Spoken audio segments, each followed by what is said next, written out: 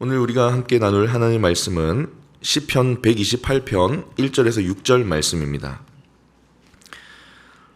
한 절씩 교독하고 마지막 절은 같이 읽겠습니다. 여호와를 경외하며 그의 길을 걷는 자마다 복이 있도다. 내가 내 손이 수고한 대로 먹을 것이라. 내가 복되고 형통하리로다. 내 집 안방에 있는 내 아내는 결실한 포도나무 같으며 내 식탁에 둘러앉은 자식들은 어린 감람나무 같으리로다. 여호와를 경외하는 자는 이같이 복을 얻으리로다. 여호와께서 시온에서 내게 복을 주실지어다. 너는 평생에 예루살렘의 번영을 보며 내 자식의 자식을 볼지어다. 이스라엘에게 평강이 있을지로다. 아멘. 오늘 함께 나눌 꿈은 가정에 대한 꿈입니다. 어제는 이제 목장 모임과 가정교회에 대한 꿈을 나눴었는데요. 이제는 그보다 조금 더 작은 단위인 가정에 대한 꿈을 나누려고 합니다. 여러분 믿으십니까? 하나님은 우리의 가정을, 또 가정이라는 공동체를 정말 아끼고 사랑하시고 귀하게 여기십니다. 그래서 하나님은 가정을 소중히 여기시기에 항상 우리에게 꿈을 주고자 하십니다. 그래서 가정에 대한 꿈은 누구나 꾸어야 하는 것이기도 하지만 특별히 오늘은 샘물 공동체가 함께 꾸어야 할 꿈이 무엇인지를 묵상해 보려고 합니다. 이 꿈이 정말 중요하지요. 어떤 꿈을 꾸느냐에 따라서 그 자녀들이 큰 영향을 받습니다. 자녀들만이 아니라 어떤 꿈을 가지고 가정을 시작하느냐에 따라서 부부 사이의 관계도 결정이 되고요. 부모와 자녀 사이의 관계에도 결정이 되고, 이 꿈이라는 것이 가정에 미치는 영향이 굉장히 크고 그 꿈이 또 자녀에게 전수가 됩니다. 지금 우리 부모 세대가 어떤 꿈을 꾸느냐에 따라서 우리 자녀 세대가 부모가 되었을 때 어떤 꿈을 꿀 것인가에 아주 큰 영향을 미치게 되지요. 최근에 어떤 집사님께서 이런 말씀을 하셨어요. 가정이 절대적인 것 같다. 왜냐하면 우리 교회에 보면 기독교 교육을 받는 아이들이 많지 않습니까? 그런데 기독교 교육을 받는 아이들 중에서도 결국은 가정이 어떠하냐에 따라서 그 아이들의 결이 달라지고 그 아이들의 성품이 달라지고 인생이 달라지더라는 거죠. 참 맞는 말인 것 같습니다. 또 가정이 중요한 이유가 있는데요. 교회를 구성하는 가장 작은 단위이기 때문입니다. 1인 가정이든 2인 가정이든 4인 5인 가정이든 이 가정이 건강해야 전체 공동체인 교회가 건강하게 나아갈 수 있기 때문이죠. 그런데 오늘 말씀을 준비하면서 참 한편으로 이 가정에 대한 꿈을 나누는 게 쉽지 않다는 생각도 많이 들었습니다. 각자의 형편과 상황이 많이 다르기 때문이죠. 이 청년들에게, 저도 청년 때에 이렇게 설교를 듣거나 어떤 집회에 참여하거나 했을 때 가정이라는 주제를 듣고 또는 가족이 나와서 이렇게 특송을 하거나 하면은 좀 뭔가 와닿기보다는 불안한 마음과 또 답답한 마음이 들었던 것 같아요. 마주하기가 쉽지 않았던 주제였던 것 같습니다. 또 어떤 분에게는 이 가정이라는 주제를 다루는 것 자체가 아픔일 수도 있겠다는 생각도 들었어요. 어떤 분에게는 가정의 꿈을 꾸기에는 이제 너무 늦었다라는 생각을 하는 분이 계시지 않은지 모르겠습니다. 하지만 그럼에도 오늘은 주신 말씀을 따라 소망을 품고 담담하게 가정에 주시는 꿈을 함께 살펴보려고 합니다. 하나님은 요즘에 이 시대에 가면 갈수록 가정에 대한 비전을 많이 주고 계시고 그 비전이 요구되는 시대를 우리가 살아가고 있기 때문입니다. 그래서 오늘 읽을 말씀을 통해서 하나님이 우리에게 주시는 가정에 대한 꿈, 이 꿈을 열린 마음으로 함께 묵상하고 함께 기도 제목으로 품고 기도할 수 있는 시간이 되기를 주님의 이름으로 축원합니다. 아멘. 그럼 본문을 통해서 우리에게 주시는 가정의 꿈은 무엇인가? 우리가 함께 꿈꾸어야 할 가정은 어떤 모습일까? 함께 살펴보겠습니다. 첫 번째로 우리가 꾸어야 할 꿈은 하나님의 복이 임하는 가정입니다. 오늘 제목과도 같은데요. 하나님의 복이 임하는 가정. 바라기는 우리 샘물의 성도님 모든 가정에 하나님의 복이 임하는 가정 되시길 주님의 이름으로 축복합니다. 아멘. 단순히 세상의 기준에 따라서 어느 정도 잘 먹고 잘 사는 가정이 아니라 뭐 그런 가정도 좋죠. 그러나 하나님의 복이 임하는 가정, 세상에 그 어떤 것도 줄 수 없는 하나님의 복이 가정에 임하는, 각자에게 임하는 가정, 그 가정을 오늘 우리의 꿈으로 주십니다. 오늘 말씀을 읽었는데요. 말씀에 나오는 가정의 모습이 좀 어떠셨습니까? 좀 따뜻하고 풍성한 느낌이 좀 드셨습니까? 아니면 우리 가정하고 좀 다르네, 저기 그냥 누군가가 이루어낼 이상적인 모습이지라고 생각하셨는지 모르겠어요. 오늘 가정을 모습을 보면 하나님의 복으로 충만하고 풍성한 모습을 보여줍니다. 우선 우리가 1절에서 6절을 읽었는데 2절, 3절에 구체적인 하나님의 복을 받은 가정의 모습이 나와요. 근데 이 가정을 1절, 4절이 둘러싸고 있는데 복에 대한 말씀으로 둘러싸고 있습니다. 이같이 복을 얻으리로다, 이런 복이 있을지로다 하면서 구체적인 가정의 모습을 보여줍니다. 우리가 함께 좀 이렇게 살펴볼 텐데요. 먼저 2절에는 가장에 대한 복이 나옵니다.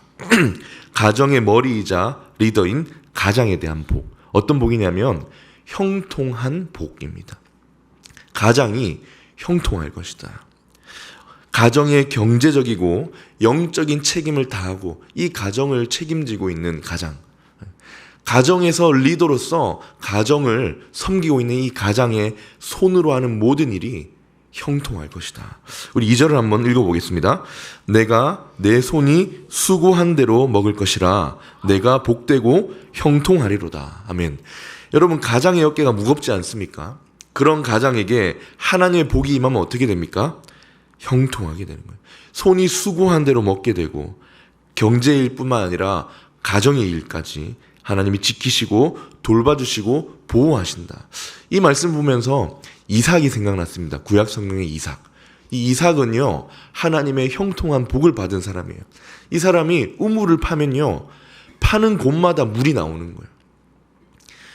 우물을 팠는데 옆에 있는 다른 부족이 우리 거라고 빼앗아버리고 쫓아버립니다. 그러면 이삭이 딴 데 가요. 또 우물을 파면 거기서 또 물이 나오는 거예요. 저도 우물을 파보진 않았지만 우물을 파는 게 쉽지 않다고 알고 있지 않습니까? 근데 하나님의 복이 임하면 이 가장이 먼저 형통해지는데 이 가장이 하는, 손으로 하는 모든 일이 하나님의 복을 받아 형통하게 된다. 샘물의 모든 아버지 여러분, 이런 하나님의 복이 여러분에게 임하시길 축복합니다. 아멘. 3절에 보면 이제 아내에 대한 축복이 나옵니다. 상반절을 한번 읽어보겠습니다. 내 집 안방에 있는 내 아내는 뭐라고 하십니까? 결실한 포도나무 같으며. 어떤 복이냐? 아내가 결실한 포도나무 같아진다는 복입니다. 어떤 약속이냐면 말 그대로 풍성한 열매를 맺게 될 것이다. 집 안의 자리마다 아내분들의 손길이 미치지 않는 곳이 없지요. 손이 닿는 곳마다, 아내 여러분들의 손길이 닿는 곳마다 열매가 맺게 해주시겠다는 것입니다. 아내로서, 어머니로서 가정을 위해 하는 일, 자녀를 양육하는 일, 가정을 위한 기도, 이 모든 일에 풍성한 열매가 맺게 해주시겠다. 이게 바로 결실한 포도나무처럼 가정에 다 앉아 있는 거예요. 너무 아름답지 않습니까? 여성으로서, 아내로서, 어머니로서 하는 모든 수고에 좋은 열매 맺게 하시겠다. 어떤 분들은 아내라는 단어를 안해라고 생각하며 말하기도 하지 않습니까? 집안의 해라는 거예요. 따뜻하게 비추어서 생명을 일으키고 열매가 맺게 하는 복과 연결이 되는 것 같습니다. 근데 왜 하필 포도나무일까요? 결실한 포도나무. 포도나무는 구약에서는 이스라엘 공동체를 상징하고요, 신약에서는 교회를 상징합니다. 그러니까 가정에 손을 대는 모든 일만이 아니라 이 아내로 말미암아 가정에 영적인 신앙적인 은혜가 풍성하게 임한다라는 축복입니다. 샘물의 모든 어머니들, 아내 여러분, 이런 하나님의 복이 바로 여러분에게 임하시기를 주님의 이름으로 축복합니다. 아멘. 마지막으로 3절에는, 하반절에는 자녀에 대한 복이 나오는데요. 한번 같이 읽어보겠습니다. 내 식탁에 둘러앉은 자식들은 어린 감람나무 같으리로다. 세 번째, 자녀들은 어린 감람나무 같은 복을 받습니다. 이 감람나무는 올리브 나무인데요. 참 묘하게 들어맞아요. 이 어린 감람나무 묘목은 오래 사는데, 이 어린 나무는 오래 사는데 어린 시절 한 30년, 40년까지 자라기까지는 열매를 맺지 않는다고 합니다. 이 올리브 나무, 감람나무는 다 자라서 열매 맺기까지 한 3, 40년이 걸리는데 그동안 뭘 하느냐? 뿌리를 깊이 내리는 거예요. 그리고 나면 어떻게 되는 줄 아세요? 30년이 지나서 이제 열매를 맺기 시작하면 수천 년에 동안 걸쳐서 열매를 맺는데 시간이 가면 갈수록 좋은 열매를 맺는다고 합니다. 여러분, 이게 참 우리 자녀에게 필요한 복인 것 같습니다. 그냥 빨리 꽃 피우고 빨리 열매를 얻었다가 금방 시들어가는 나무가 아니라 깊이 뿌리를 내려서 그 어떤 비바람에도 흔들리지 않도록 깊이 뿌리를 내려서 어떻게 하는 거예요? 때가 되어 열매를 맺을 때 끊임없이 지속적으로 풍성한 삶의 열매를 맺어가는 우리의 자녀들. 바라기는 우리 가정의, 샘물의 모든 가정의 자녀들이 어린 감람나무 같은 자녀 되기를 주님 이름으로 축원합니다. 아멘. 자, 하나님의 복이 임하는 가정. 여러분, 이 꿈이 좀 어떠십니까? 좀 함께 꾸기에 괜찮으십니까? 우리 샘물의 가정의 기도 제목이 되면 좋겠습니다. 하나님, 저희 가정도 이 복을 꾸기 원합니다. 우리 가정에 하나님의 복이 임하게 해주십시오. 형통한 가장이 되게 하시고 결실한 포도나무 같은 아내가 되게 하시고 어린 감람나무 같은 자녀가 되어 행복하고 형통하고 번성하는 우리 가정이 되게 하옵소서. 지금 가정에 대해 주는 꿈을 묵상하고 있는데요. 첫 번째는 뭡니까? 하나님의 복이 임하는 가정 되게 하소서. 이어서 두 번째 주시는 꿈을 묵상하는데요. 이 복을 얻는 길이기도 하고, 자, 오늘 본문에 나온 중요한 꿈이기도 합니다. 두 번째는 가정에 질서가 세워진 가정입니다. 질서 없이 서로 각자 자기 주장을 하는 가정, 산만하게 흩어져서 서로가 리더라고 자기 목소리를 내는 가정이 아니라 하나님이 주신 질서대로 가지런하게 질서가 세워져 있는 가정. 바라기는 여러분의 가정에 이 하나님의 질서가 세워지시기를 주님의 이름으로 축원합니다. 가정은 하나님이 디자인하시고 설계하신 창조물입니다. 가정은요, 그냥 어쩌다가 우연히 생겨난 것이 아니에요. 가정은 우리가 살아가다 보니 외로워서 우리가 만들어낸 창조물이 아닙니다. 가정은 천지를 창조하는 6일 동안에 하나님이 창조하신 창조물입니다. 그때 하나님은 가정에 있어야 할 질서도 마련해 놓으셨어요. 오늘 본문을 읽으면 그 질서가 보입니다. 본문의 가정의 모습을 이렇게 한번 읽어서 잘 기억 안 나시겠지만 복잡하지 않고 각자가 있어야 할 자리들을 잘 보여주고 있습니다. 가장은 가장의 위치로서 가정의 형통함을 책임지고 있고요. 아내는 안방에서, 자녀들은 식탁에 둘러앉아 있는 질서 잡힌 가정의 모습을 오늘 보여주고 있습니다. 하나님의 복이 임하는 가정인 동시에 질서가 가시런하게 세워져 있는 가정을 오늘 우리에게 보여주고 계십니다. 그 질서가 무엇이냐? 제일 위에 있는 가장, 그 다음 한 몸이지만 가장을 머리로 두고 있는 아내, 그리고 그 슬하에서 이 부모의 지도를 받고 자라는 자녀, 이 위에서부터 아래로 내려오는 질서를 보여주고 있습니다. 잠깐 살펴볼 텐데요. 먼저 가정의 첫 번째 질서는 가장입니다. 가장의 자리, 어떤 자리이냐? 가정의 권위자입니다. 권위하니까 우리 여기 계신 우리 아내분들 또 권위다 라고 하면서 좀 짜증나신지 모르겠어요. 저희가 이제 파더와이즈 훈련을 하는데 어떤 한 남자 이제 남성 아버님이 아내에게 내가 파더와이즈 가서 권위를 배워오겠다 하니까 또 권위야. 안 그래도 권위 때문에 힘들었는데 이렇게 이제 오해를 하시는 거예요. 이 권위는 부리고 휘두르는 권위가 아니라 따뜻하게 섬기는 권위를 말하는 것인데요. 오늘 이 약속의 말씀을 주신 대상이 누구냐를 보면 잘 알 수 있습니다. 여러분, 오늘 하나님이 이 1절에서 6절을 걸쳐 가정의 복을 약속하시는데 누구에게 이 약속을 주시느냐? 누구에게 주실까요? 가장에게 주십니다. 아내에게 주시는 게 아니에요. 가정의 권위자, 리더인 가장에게 이 복을 약속하고 계십니다. 여러분 한번 읽어보십시다. 1절, 2절을 한번 읽겠습니다. 여호와를 경외하며 그의 길을 걷는 자마다 복이 있도다. 내가 내 손이 수고한 대로 먹을 것이라. 내가 복되고 형통하리로다.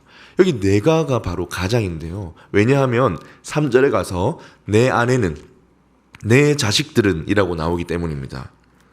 무슨 말이냐? 하나님이 가정에 복을 주시려고 하는데 누구를 통해서 주시는 겁니까?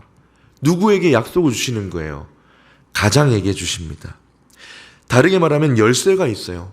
하나님의 복이 임하게 하는 열쇠가 있는데 그 열쇠를 가장, 남편, 아버지에게 주셨다는 것입니다. 그래서 우리 가정에 질서가 있어야 하는데 가장 위에 있는 질서는 가장, 아버지입니다. 그런데 여기 중요한 게 있어요. 아무에게나 그냥 가장이라고 다 복을 받는 게 아닙니다. 어떤 가장에게 복을 주시느냐? 바로 1절에 나오는데요. 여호와를 경외하며 그의 길을 걷는 자에게 복을 주신다. 그러니 가장이 가정의 리더가 맞는데 사실은 그 위에 한 분이 더 계시지요. 누구십니까? 하나님이 계시는 거예요. 우리 가정의 질서에는 가장 위에 우리 가정의 주인이신 하나님이 계시고 그 하나님의 복을 얻고 하나님의 꿈을 얻고 가정을 다스릴 대리인으로 세워진 가장이 있는 것입니다. 그러니 가장은 어떻게 해야 합니까? 하나님을 신뢰함으로 하나님의 신 뜻을 행하여 가정을 돌보는 거죠. 경제적인 책임만 하는 것이 아니라 영적인 책임까지 감당하는 것입니다. 그에게 하나님이 복을 주시겠다. 사실 생각해보면 가정을 세우는 게 쉽지가 않잖아요. 가정이 복을 받는 것도 쉽지가 않지 않습니까? 참 가장이 힘드시죠. 가장으로 사는 게. 그래서 하나님은 가정의 대표인 가장에게 복을 약속하시는 겁니다. 가장이 하나님을 경외하는 마음으로 가정의 주인이신 하나님께 순종하면 하나님이 복을 주시겠다.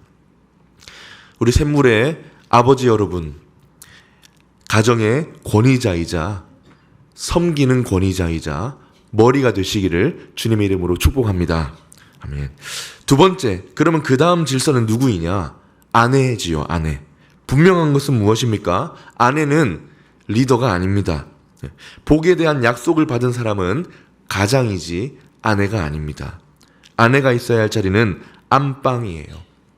가정을 향한 열쇠를 가지고 가정을 책임지는 이 남편을 돕는 자가 바로 아내입니다. 그래서 성경은 아내를 뭐라고 부릅니까? 돕는 배필이라고 부르지요. 아내는 돕는 배필이라고 합니다. 창세기 2장 18절에 보면 이 하나님께서 아내에게 뭐라고 하시는지 나오는데요. 한번 읽어보겠습니다. 여호와 하나님이 이르시되 사람이 혼자 사는 것이 좋지 아니하니 내가 그를 위하여 뭘 짓니까? 돕는 배필을 지으리라 하시니라. 여기서 돕는 배필이란 말을 오해하시면 안 됩니다. 우열을 가리는, 좀 열등하기 때문에 돕는다는 것이 아니라 사실은 탁월함을 강조하는 단어가 바로 돕는 배필이라는 단어입니다. 왜냐하면 돕는다라는 구약의 히브리어가 여러 개가 있는데 여기 돕는 배필에 돕다라는 동사는 하나님께만 사용된 동사예요. 하나님이 그의 백성을 도우실 때 사용하는 동사입니다. 그러니까 아내분들이 남편들을 도울 때 이 돕다라는 동사는 뭔가 부족하기 때문에 채워준다는 말이 아니라 나의 탁월한 지혜로 구원해낸다. 남편을 구원해낸다. 남편을 돕는다라는 말입니다. 그럼에도 불구하고 아내의 위치는 머리인 남편의 아래에서 남편의 보호를 받는 자리입니다. 사랑하는 여성 여러분, 남편을 머리로 인정하고 지금 있는 혹시 머리의 자리에 앉아 계시다면 내려오시기를 축복합니다. 물론 실제 아내분들이 일을 더 잘할 때가 있어요. 결실한 포도나무기 때문에 지혜도 있고 뭔가 일을 하면 더 잘 되는 것처럼 보일 수 있습니다. 그러다 보니 뭘 해도 내가 더 잘할 것 같고 뭘 해도 내가 더 효율적인 것 같은 느낌이 들지요. 그러면 어떻게 됩니까? 점점 남편을 낮추어 보게 될 가능성이 있습니다. 남편을 머리로 인정하기보다 내가 주도권을 쥐려는 마음이 자연히 들게 되죠. 그러나 사랑하는 여러분, 그러면 아니 되옵니다. 결실한 포도나무 같은 아내가 되려면 자기 자리를 잘 지켜야 돼요. 그러면 이것이 남편에게는 생명력이 되고 또 아내에게는 큰 위로가 되는 관계가 되어야 합니다. 아내의 자리, 하나님이 기뻐하시는 결실한 포도나무의 자리를 잘 지켜내시길 축복합니다. 이제 마지막 질서가 바로 자녀인데요. 간단합니다. 자녀들은 어디에 앉아 있다고 했습니까? 식탁에 앉아 있죠. 여러분, 유대인들에게 식탁은요, 밥 먹는 곳만이 아닙니다. 유대인에게 식탁은 생활하는 곳이에요. 유대인들에게 식탁은 훈육이 일어나는 자리입니다. 아시겠지만 유대인들에게 식탁은 자녀 교육이 일어나는 자리입니다. 율법을 따라 하나님의 말씀을 따라 자녀를 돌보는 자리가 식탁입니다. 여러분, 하나님은 자녀들을 부모에게 맡기셨어요. 어린 감람나무가 정말 뿌리를 깊이 내려야 할 때 잘 내릴 수 있도록 돕는 역할을 부모에게 맡기셨습니다. 그래서 세 번째 질서는 자녀, 부모의 아래에 있어야 합니다. 가끔 자녀들이 부모에게 대어들기도 하고 자기가 마치 이 가정의 주인인 것처럼 하는데요. 절대로 그렇게 하면 안 됩니다. 자녀들은 아무리 귀엽고 예뻐도 부모의 아래에 있는 자라는 것을 기억해야 합니다. 따라서 부모가 어떤 부모가 되어야 하느냐? 양육과 훈육의 책임자가 되어야 합니다. 아직 자라는 중이에요. 아직 열매를 막 맺어내는 걸 기대하는 것이 아니라 이 아이가 뿌리를 잘 내리도록 도와야 합니다. 내 위에 내게 주신 권위로 순종하는 자녀로 세워가야 합니다. 그래서 부모가 기억해야 돼요. 가끔 대들거나 자기가 집의 왕인 줄 아는 아이들이 있는데 아닙니다. 아버지가 있고 어머니가 있고 그 다음이 자녀입니다. 보기 아무리 예쁘고 귀여워도 속으시면 안 됩니다. 저희 집에도 셋째가 있는데요. 속으면 안 돼요. 가만히 내버려 두면 불순종할 자녀다. 이런 독한 마음을 품고 눌러줘야 할 때는 눌러줘야 합니다. 우리 아이는 선하게 태어나지 않았기 때문입니다. 가만히 내버려 두면 부모와 하나님께 불순종하는 자녀로 자랄 수밖에 없어요. 그 아이들을 잘 양육하고 훈육하여 부모와 하나님께 순종하는 자녀로 키워낼 책임이 부모에게 있는 것이지요.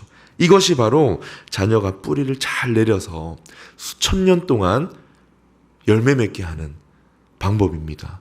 왜냐하면 하나님은 경외하는 자에게 그런 복을 주시기 때문이죠. 하나님의 복이 임하는 가정을 꿈꾸시는 성도님 여러분, 여러분의 사랑하는 자녀가 어린 감람나무로 잘 자라도록 양육과 훈육의 책임자로 감당하시길 축복합니다.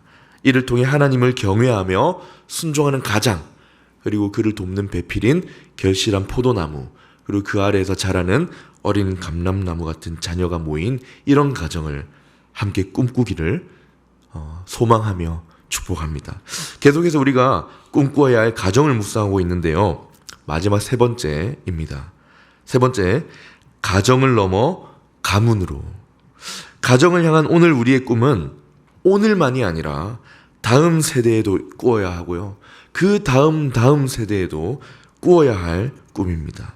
믿음의 가정, 오늘 우리의 가정이 믿음의 가정이 되기를 넘어 우리 가족이 믿음의 가문으로 세워지길 주님의 이름으로 축원합니다. 설교를 시작하며 말씀드렸지만 우리 가운데는 또 우리 삶에는 아픔이 있을 때가 있지 않습니까? 가정에 대한 아픔, 남편이나 아내나 이런 어떤 사랑하는 가족을 잃었거나 가정에 대한 상처가 있거나 여러 어려움 중에 계신 분도 있고요. 여기는 이미 그 자녀를 출가시켜서 독립시키신 훌륭한 부모님들도 계십니다. 자, 그러면 가정에 대한 꿈은 이제 그만해도 될까요? 아니지요. 꾸어야 합니다. 내 때가 아니면 우리 자녀의 때라도, 우리 자녀의 때를 거쳐서 그들의 자녀의 때라도 우리 가정을 거쳐 다음 세대에도 계속 가정의 꿈이 흘러갈 수 있게 하려면 오늘 꾸어야 합니다. 본문 5절 6절을 보세요. 하나님의 복이 임하고 질서가 세워진 가정에 이런 약속도 주셨어요. 한번 읽어보겠습니다. 여호와께서 시온에서 내게 복을 주실지어다. 너는 평생에 예루살렘의 번영을 보며 내 자식의 자식을 볼지어다. 이스라엘에게 평강이 있을지로다. 여러분, 무슨 말씀입니까? 이 예루살렘은 1차적으로 가정을 생각하시면 됩니다. 평생에 가정의 번영을 보는 것으로 끝이 아니라 내 자식의 자식이 그런 가정을 이룰 거라는 약속입니다. 저는 이번에 파도와이즈를 4학기째 인도하고 있는데요. 저희 파도와이즈에 지금 11분의 섬김이가 세워져 있습니다. 그런데 이 중에 가장 큰 형님 같은 집사님이 계세요. 이분이 60대 중반이십니다. 우리 팀에 아주 정신적인 지주 역할을 하고 계세요. 근데 이분이 처음에 올 때 왜 오셨는지 아십니까? 자녀 세대를 바라보고 오신 거예요. 물론 아직까지 아버지로서, 남편으로서 역할이 있지만 우리의 손주들에게, 그들이 어른이 되었을 때 어떤 아버지가 되어야 되는지를 보여주고 싶으신 거예요. 물론 아직까지 자신의 역할이 있지만 이 걸음에 다음 세대를 향한 마음이 담겨 있습니다. 사랑하는 샘물의 모든 가족 여러분, 우리 이 꿈을 품어서 우리 가정만이 아니라 다음 세대의 가정도 축복하며 살아갑시다. 우리의 꿈과 헌신이 우리 그 자녀들의 가정에, 거기에도 하나님의 복이 임하게 할 줄로 믿습니다. 말씀을 맺겠습니다. 얼마 전에 이제 파더와이즈 섬김이 준비 모임을 하면서 이 말씀을 함께 나누면서 다짐했어요. 언젠가 우리가 언제 마칠지 모르지만 섬김을 마친 후에 우리 가정이 이런 가정이 되기를 꿈꿉시다. 오늘은 샘물의 성도님들께 이 꿈을 제안합니다. 하나님의 복이 임하는 가정, 가정의 질서가 세워진 가정, 가정을 넘어 가문이 세워지는 여러분의 귀하고 복된 가정 되시기를 우리 사랑하는 주 예수님의 이름으로 축원합니다. 아멘. 우리 함께 말씀을 기억하며 찬양하고 기도하겠습니다.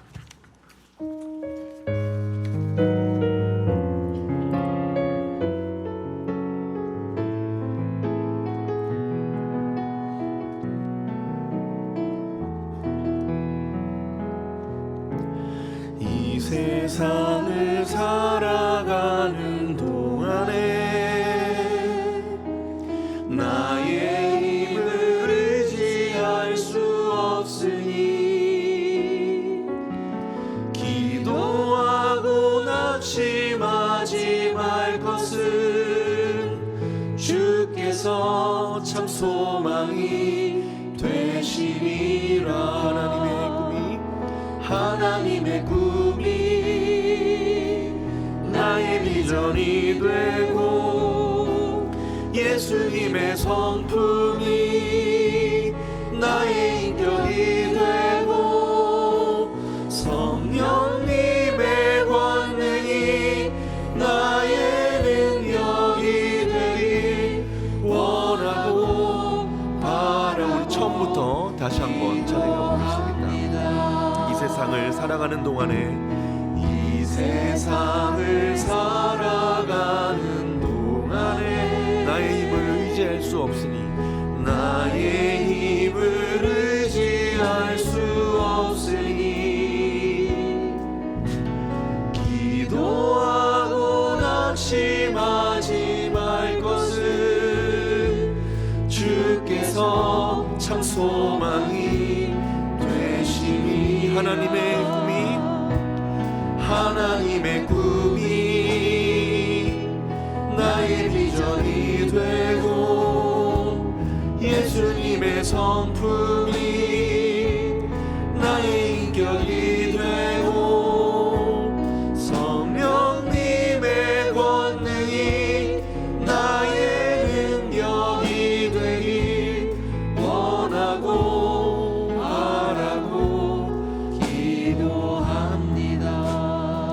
이 시간 말씀을 기억하며 우리 함께 기도하면 좋겠습니다. 이 꿈을 마음에 품고 기도하면 좋겠습니다. 먼저 기도할 것은 하나님의 복이 임하는 우리 가정 되게 해주십시오. 하나님의 복이 임하는 우리 집 되게 해주십시오. 저희 인간적인 노력과 역량으로 부족합니다. 제가 하나님을 경외하겠사오니 하나님의 복이 우리 가정에 임하게 도와주시옵소서. 함께 기도하겠습니다. 하나님 아버지,